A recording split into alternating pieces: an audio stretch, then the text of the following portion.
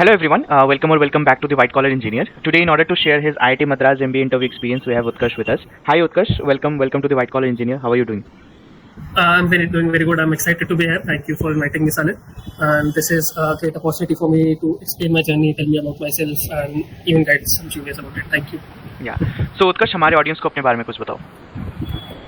Sure. So I'm from Ghaziabad, which comes under Delhi NCR region. I've completed my schooling from here and my graduation from Delhi University, Kirodimal College.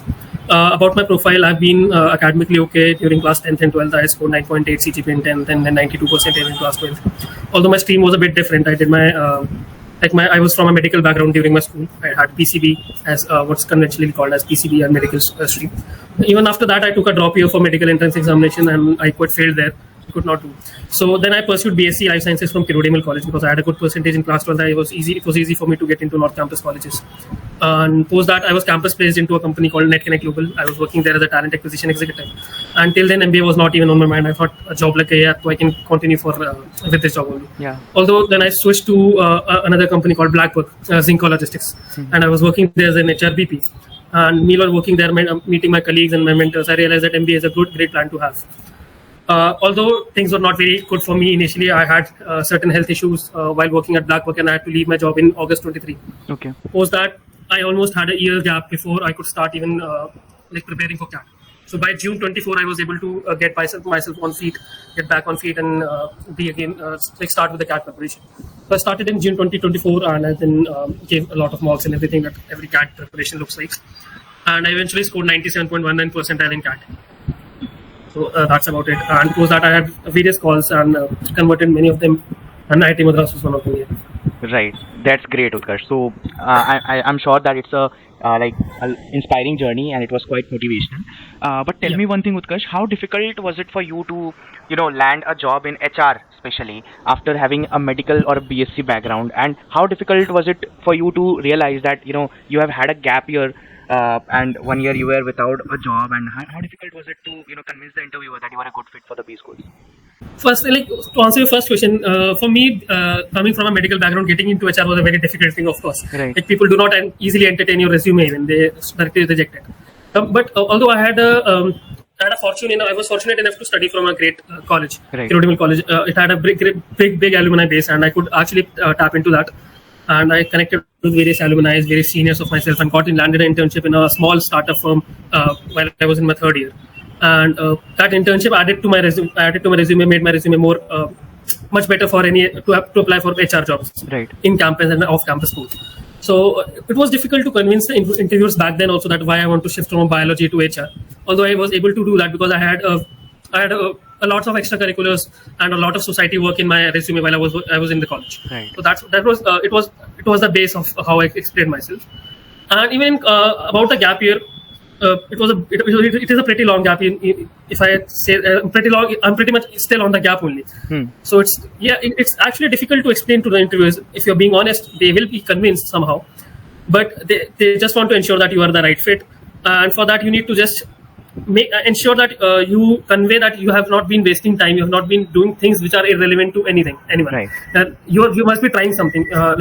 I know a lot of people who have been giving their time to UPSC and or even various other government examinations, and they could not succeed there, but they easily got succeeded in CAT, or they cracked some good colleges because of it, because they had a good reasoning why they were doing whatever they were doing in the gap year. Right. I had health issues. I explained that. I told them that these were my learnings from my mental health issues that I faced during 1 year, and how they will impact my career ahead, how I will become a good manager for my employees. So that's how I somehow convinced the interviewers as well. Fantastic. Okay, all right, Utkarsh. Yeah. So throw some light on IIT Madras's admission process. Like, what all stages were there? Okay, so the first stage is basically you have to apply for IIT Madras, and mostly the forms come out after the CAT results are out, so you can easily be decisive about it. Check some core predictors, know that if you have to apply or not. Once you apply, within 15 to 20 days, I guess in December end and January starting, there is a shortlist that comes out for your interviews. Right. And you are allotted a date and a time for that. It was an offline process this time. I'm not sure if it must be online previously, but it was an offline process after this time. And there were around 5 to 6 cities all around India where students had to come and go there. And usually this process, as far as I know, these processes are happening in various different colleges. IIT Madras is in collaboration. So, for example, while I was in Delhi NCR, the process was happening at a Jaipuriya Institute, which was located in Noida. Okay. So there were two slots, morning slot and afternoon slots for the interview process, and you have to report half an hour before your reporting time. Like my reporting time was 2 p.m. I had to go there by 1:30, reach there by 1:30, get the documents verified and all that stuff. Although these things are quite strict, they are mentioned, but there is usually a delay in GDPI preparation, so you need not panic about the time thing. I know a few people reached there even 15 minutes late by the reporting time, but they were easily included in the process. They were not being shut off. Right. So the process, when you reach the venue, you are made to sit in a waiting hall, and then some professors from IIT Madras come themselves to explain you about the college, about the placements, about the academic rigor, about whatever research projects are going on in the college, how the placement process is done, how the SIP is done, how the things in overall work in the IIT Madras. Right. So they explain you about the campus, they explain you about how IIT Madras is a good fit for them. Post that, there is a Q&A session for 10 minutes, I guess. And once that is done, they give you sheets for critical thinking test. So basically, critical thinking test is simply a VAT test. But mostly, for example, VAT in other colleges could be about some recent happenings. It could be around some current affairs that is going on. Yeah. Or it could be fact-based. But critical thinking tests are mostly around abstract topics. So, for example, my topic was, is a unipolar world, could it be a reality, or is it just a myth? Okay. And they gave us 15 minutes for thinking and writing everything, and a single sheet of paper where you can write both sides. Single A4 size sheet where you have to write your name, your application number, your slot, your panel number, and everything is informed well in advance. The panel number, everything is informed well in advance when you reach the venue. Okay. So they have a list on a board where your name and your serial number and your panel number is mentioned. You have to just note it down, and you have to mention it on the CT sheet or that critical thinking sheet. Once that is in, you are given 15 minutes. You have to think about it and write it. At the same time, you are not allowed with any usage of mobile phones, or you have to simply switch them off and keep it in the bag. They might even explain the topic if it's confusing for you. So what happened in my case was that I started writing about unipolar in a very abstract way. I started writing about how polarity is existing in the world, in the nature, like magnets have poles, and there is a north pole and south pole and everything. But in between, like after 5 or 6 minutes, one of the volunteers who are students from current MBA batch, they came and explained that this is the topic, you can write about these things. Okay, all right. And so this kind of created a panic in the students, because some people write it in a very different direction, because it's abstract topic, you can take it in any direction, right? So it kind of created a panic in some students, if some students were writing in the similar direction already. Although I continued writing whatever I was writing, I did not pay attention to whatever the volunteers want to explain. I just kept what I wanted to write. I wrote that because it was about polarity only. True. Yeah. So after 15 minutes, they come and correct your sheets, and then you just have to wait there in the halls. And so they call you, like for example, the hall and the interview venue is in a different building. They are not. You have to walk for at least 5 minutes to go to the interview building, and there are student volunteers from IIT Madras themselves who will guide you through all the process. Also, there are some people from the admin who will meanwhile keep verifying your documents. All right. So mostly in documents, all the basic documents, 10, 12 graduation mark sheet, work ex documents, and if you have uploaded any extracurricular certificates or anything that you think is relevant to your profile, you may take them also. Like I even had my portfolio. Like I do poetry and photography as a hobby, and I have mentioned that in most of the forms. So I had my portfolio ready with that also. Like if there is a 1% chance that an interviewer asks, I have it ready. Definitely. I remember a student had his trophy with himself, so he carried a trophy along with his documents to the interview. So people get down to that level. Like when you have to prove it to them, you need to carry everything that you need to show. Exactly. So you may carry all these things. There is nothing against it, like that you cannot carry anything inside the interview. Just you don't have to carry your cell phone. Suppose that they will call you serial number wise inside the interview room, and when you go inside, there are mostly 2 to 3 panelists, and I was 6th in my panel, and there are usually 8 to 9 people in a panel. Like okay. In a panel, there are 8 to 9 people, and there are I guess 7 to 8 panels per day per slot. So in my panel, there were 2 male professors. Both were in their old age only. And when I entered, they just asked me to sit, and their first question was, tell me about yourself, like basic question that happens in most of the B school interviews. And one of the major part in my tell me about yourself answer was that I scored 100 out of 100 in biology board examinations. Okay. Because it's an academic achievement that I wanted to share with them. Yeah. So, and this is a tip for all the juniors who will be preparing for GDPI next year, that in your tell me about yourself answers, mention the best achievements that you can, so that your interview tries upon those achievements and those ones. Definitely. So naturally, their next question was, if you scored 100 in biology, why don't you try a career in biology? Why are you doing MBA? It's a whole lot different thing. So I had a justification for that as well. Like, I did biology, I was good in it. I did my B.Sc. I found that I can do better in management, or I can do better in HR. They were quite satisfied with it, but any typical B school interviews, they will mostly keep a poker face or be very unresponsive to whatever you are saying. True. So you just need not panic there and show that you are getting worried about their expressions. Yeah. Stay calm, keep smiling, give your answers as it is as you can. Like, be in a stoic mode. Right. Post that, when they got to know that I'm from Kirodimal College, they asked me about some alumni from there, and I named a few. And after that, because I had mentioned how I transitioned from biology to HR, they asked me about what exactly I was doing in the college societies and clubs, and they were quite satisfied with this. There was no cross questioning happening with these panelists. Okay. They were not picking up things from your answer and cross questioning about it. They were noting down everything and asking about your things. Post that, they asked me about what specialization do you want. So here is the thing, like, many colleges do not have all the specializations. Like, IIT Madras is not a very good college for HR. Right. Although I have a background in HR, so you have to play smart there. You do not need to. If you are very much strict about that, I want to be into HR or I want to be into marketing, then you might not convince them, or they might not select you. Correct. So when I started this GDPI preparation, I had various GDPI mentors from various coachings, and they had they kind of taught me this thing, that don't be restricted to one domain when you are giving the interviews. You never know where your career takes. Absolutely. So I just mentioned I want to do general management. I want to learn about all of the domains. My focus might be in HR coming up years in the long term goal, but right now I want to focus on learning and learn about all management functions. And they were satisfied about this answer also.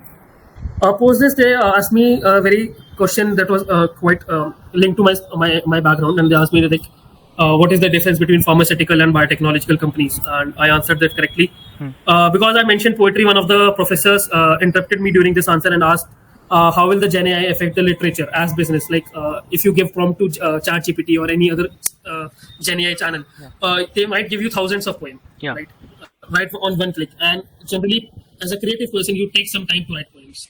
So there was a little bit of fumbling here in this question particularly. It was unexpected for me as well. Obviously. Although I guess I quite managed it. And the professor was happy with my answer, that how I managed it. And they asked me to do an exercise that do one thing, just write a poem about any topic that you want to write, and give the same prompt to the ChatGPT, and then let me know in the campus. And I was like, I guess they're happy with my interview, and it made me smile even more. So post this, because it was already late, I was late in the panel. It was afternoon, so I extended to the evening. So my interview was not very long. It was around 15 minutes. They asked me that if they have any questions for them. So generally, this is a very tricky question, because if you don't ask any question, it might come off as that you're not a very curious person. You're not a learner. So I remember during that time there was a lot of debate going on around diversity, equity, and inclusion thing, because of that Trump's executive order in America. Yeah. So I asked about it, that how, as professors and working in being in collaboration with so many corporates, how do you think these executive orders will affect MNCs in India?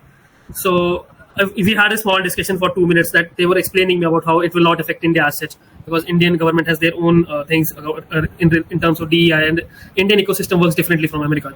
So this was the interview experience, and it was not a grilling interview, overall a very chill interview, and the panelists had a poker face, but in the end they were smiling, and they asked me to leave as it got ended. So it was a very great interview for me. It was a great experience for me as well. Great, awesome, Utkarsh. So coming back to the critical test for a moment, like how would you generally approach an abstract topic? Do you used to follow any framework, any PESTEL framework, or any other framework for that matter, or was it just the candid flow of your thoughts? So for myself, when I was preparing for VAT as such, I had PESTEL frameworks in my mind for topics which are related to current affairs, like. Right. It could be related to, but when this abstract topic came, I was kind of shocked. I didn't know how to approach it instantly. Right. But then when you prepare for VRC, specifically in CAT, you read a lot of passages, you read a lot of articles on internet as well, you read a lot of newspapers. That's what I advised also for preparing for VRC, right? Correct. So when you do that, you get a gist of everything. You get a gist of topics that go around. Also, when you read abstract topics as they come in VRC, also give a lot of mocks, give sectionals. You get a gist of everything. Like, you can you can actually yap around and globe around in the Yeah. around the topics. Exactly right. So when that happened, when I saw polarity as a word, I instantly, the one thing that came to my mind was something that comes from a scientific background, like magnets and polars in Earth and Yeah, yeah. polarity in Earth and that. So I started with that. I kind of turned that topic into how polarity is existent in the nature and how unipolarity is it won't exist. So you just need to start a topic with something that might come from your background, that might come from any of your experience. Structure is important, but if you cannot find a structure for any topic, because topics can be random, it can be random as anything. So if you don't find a structure for them, you need to just start anywhere and keep the topic around it. You just need to write relevant things around it. If you make a good story around it, you succeed at it. That's the VAT. Because I know a lot of people who didn't know structure, who didn't know even what a pestle structure is, and they succeeded at that. Because when you read a lot, you naturally have a structure while writing. You did not name it up as pestle structure or past, present, future structure or any stakeholder kind of structure. Like you mentioned, there are various structures, right? You need not necessarily have that in mind, but you might, when you read a lot, when you listen to things a lot, you listen to podcasts a lot, and you read a lot, they come naturally to you. So as an advice also for CT, when you start preparing for CAT, keep reading. Keep reading as many articles as you can do. It could be of your interest area. Like I was very much interested in things that are related to philosophy and things that are related to science. So I used to read a lot about them. And then politics was also. I had somewhat interest in politics as well. So I used to read about that a lot. So I even introduced politics while in my city, like how polarity is existence in since so many ages in politics as well, in world politics, in geopolitics. So that's how you bring multiple facets to your written ability test. And when you read a lot, you naturally tend to write good. That's what my suggestion is. Right, right. All right, Utkarsh. And you mentioned about your preparation resources. You mentioned that you had a lot of mentors, to make you prepare for the GDPI. So, what all sources did you follow? Like, what platforms did you follow? One was B Tribe. I would highly recommend it to everyone. B Tribe, they are very good at what they do. They know the best. They are like one of the best in the business, right? So I was associated with them. I took their most basic combo, and yet they were very helpful at every stage. They gave personal recommendations. Even when you start with the GDPI, when you get shortlisted for a college, you have a big form that you have to answer. Like you have a detailed application form. Right. You have various HR questions, right? You have to write about, and they are very important for your interview because your interviews might run around that. So, and they also help you in framing your HR answers while for interviews. Like HR answers, like name some strengths or weaknesses, name why do we want to do an MBA.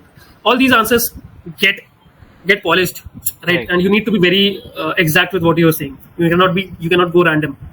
So B Tribe was one of the best, one of the resources. Another community resource I would suggest is Theomi. Theomi is a student-run community. It started with IIM Calcutta alumni. It has been running for 5 years, I guess, right now. And every year there is a mentor-mentee group.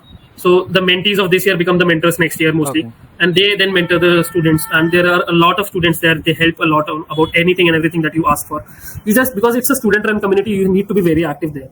So I was very active in Theomi and B12 both, and I had all my doubts clear at both the places. I could reach out to mentors, and they were very helpful. I guess these two were the resources. Apart from that, there are various resources related to current affairs. You can read them anywhere. Like newspaper that I used to follow was Economic Times because it had business-related news more. Yeah. And some podcast could be any podcast that you like, just to get the opinions from whatever current affair topics that are going. Just to know their opinions of the public and form your own opinions. You can follow podcasts as well. Great. Awesome, Utkarsh. So, all right. Before wrapping up the video, any particular tips which you would like to give to the juniors? Even for CAT or even the GDPI process, one thing is avoid gaps if you can. They really put you in an anxious position. I have had gap. I cleared. I know people who have had gap and they have cleared. It's not like that. If you don't have gaps, you won't. If you have gaps, you won't clear. It's not like that. No, nothing like that. But the gaps add an extra anxiety in your preparation. So avoid it if you can. And apart from that, just don't panic. And gaps do add to the panic. That's why I said it first. But most important thing is, if you panic, you might end up in the wrong place. So even for the CAT thing, as I learned from the people around me and the friends who were preparing for CAT and they had attempted CAT before, they just had one advice. Think of CAT as just another examination. It's not a make or break thing. Prepare hardest for it. Prepare as hard as you can. do as much mocks as you want to do. Just don't fall in the race of competing with your peers in like someone gave 50 marks, I need to give 60. That's not the right way to do. Give 20 marks, do the proper analysis. Think of CAT as just another mock. Go give CAT free-minded. Don't panic on the CAT day. If you panic, I've seen good people scoring 99 percentile in every mock, in tough mocks, and screwing up their CAT papers just because they panic. Panicking is, and even in the interviews, if you panic, you actually fuck up. So that happened with me in an IFT interview. Although I was waitlisted in IFT, I'm still waitlisted in IFT, and I kind of panicked there, and I could not answer things that I knew. I had notes of, I had remembered those facts and figures related to international trade, and I could not answer things. So one thing is avoid stress and panic as much as you can, and for that you can do various things: meditate, go to gyms, maybe. Do not entirely depend on CAT. That's why it's important to either have a college side on the side or a job on the side, so that you know that I have something on the side if I do clear CAT. Right, all right. Thank you so much, Utkarsh, for coming to the White Collar Engineer and sharing your interview experience. It's been a pleasure hosting you, and we wish you all the best for your future endeavors. Yeah. Thank you so much. Thank you.